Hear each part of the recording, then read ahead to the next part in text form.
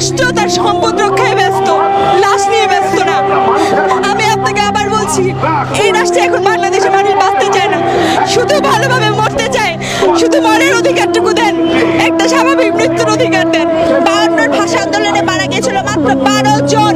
সালাম, রফিক, জব্বার, বরকতের নাম আপনি জানেন। এই আন্দোলনে কত কত শিক্ষার্থী মারা গেছে, আপনি নিজের বিবেককে প্রশ্ন করেন। আপনি হিসাবও জানেন না। বেওয়ারিশ লাশ না, এই বেওয়ারিশ লাশ হচ্ছে বাংলাদেশের চেতনা বেওয়ারিশ হয়ে গেছে। বাংলাদেশের মুক্তিকামী মানুষ যে স্বাধীনতা, সেই স্বাধীনতা বেওয়ারিশ হয়ে গেছে। সেই স্বাধীনতাকে দাফন করা হয়েছে বেওয়ারিশ নাম দিয়ে। বাধা তো সবকিছুতে, শান্তিপূর্ণ মানববন্ধন না।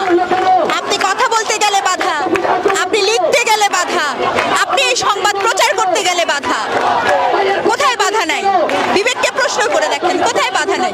যেখানে যাবেন সেখানে বাধা। এই বাধা দিয়ে কতদিন বেঁধে রাখবেন? রক্তটা তো বাদ পারলো না, রক্তটা তো আর বাধা গেল না, সেটা তো রাস্তায় রাজপথে চলে গেছে।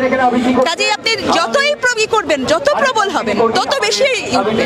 কারণ আপনার এই দ্রোহ, ক্ষোভ আপনি থামাতে পারবেন না, তো চলতে থাকবে। একমাত্র আগুনকে থামাতে পারে হচ্ছে পানি। কিন্তু আপনি ভুলে যাবেন না, সব